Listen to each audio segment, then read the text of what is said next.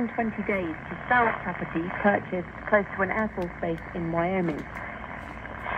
Aboriginal groups have criticised the snap 72-hour nighttime curfew in the central Australian town of Alice Springs.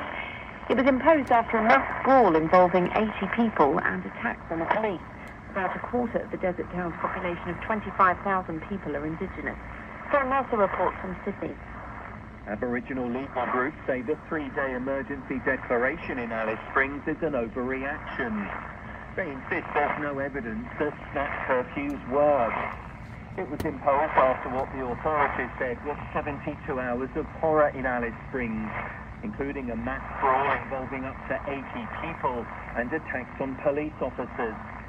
First Nations elders believe that the abuse of alcohol and the neglect of remote communities are exacerbating chronic social problems. US aviation regulators have ordered urgent inspections of more than 2,500 Boeing 737s amid concerns that passenger oxygen masks could fail in emergencies. On Sunday, Boeing agreed to plead guilty to a criminal fraud conspiracy charge to resolve a Justice Department investigation linked to fatal crashes. The American-born musician and dancer Adelaide Hall is to be honoured with an English Heritage Stone plaque. The plaque will be unveiled at the house in London where she lived for 27 years. She was a pioneer of scat singing. BBC News. Thank you for that news. Hello and welcome to Newsday on the BBC World Service. Catherine Birahanga and James Cotton. On the programme today, a deadly Russian strike on a children's hospital in Ukraine.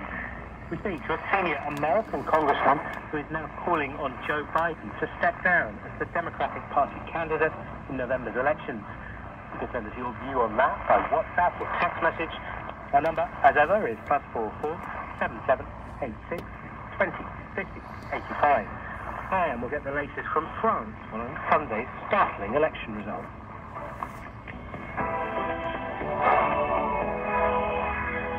We start the program in Ukraine, where a children's hospital was hit on Monday after Russia launched a wave of missile strikes against cities across the country.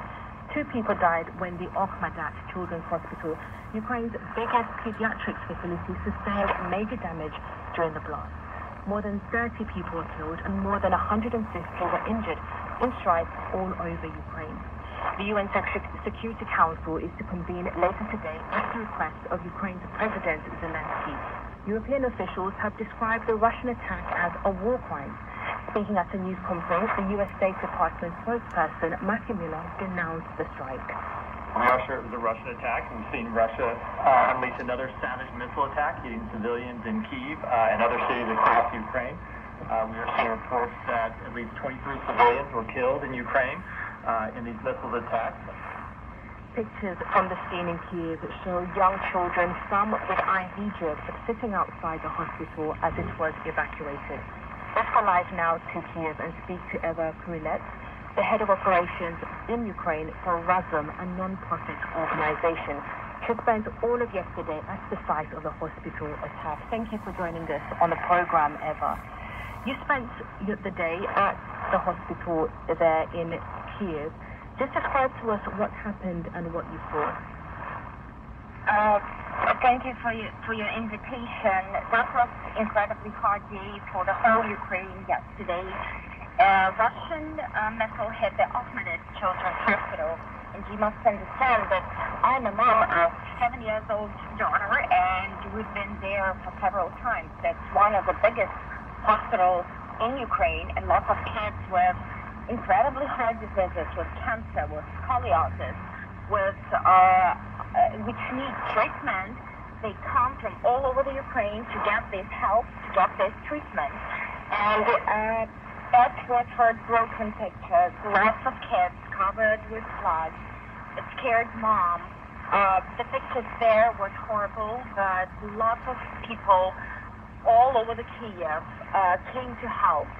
And they bring pressure, they bring food for kids, they help to work to emergency services. That was the picture of disaster, of terroristic act, and of how people can unite to stand in front of this aggression. And what was the impact of this strike? I'm thinking about the children, as you mentioned there. Some of them have really tough illnesses. Some of them have cancer. What has happened to them after this strike? Lots of emergency ambulances came to the hospital because doctors needed to relocate kids to other hospitals. But the problem is that it's incredibly hard to find another place, another hospital for these kids. Because Ahmadis have a very high-level professional doctors. They have special equipment. And we heard about this hospital for many times last year because lots of NGOs, governments, people all around the world help this hospital to get equipment, to get medicine, to provide educational programs for doctors from this hospital. And that's very challenging to relocate those kids to other hospitals and to continue their treatment. That will be a huge challenge. And you and others were there as part of these rescue efforts. So even pictures of doctors holding bricks, just trying to search for all the people who were missing. Has everyone been found? What's the situation there this morning? We still don't have any new information, but yesterday, like at 2:30 p.m., we had an information that 2 adults had died. And 16 people were injured, but later in the evening we got information about hundreds of people which were injured, including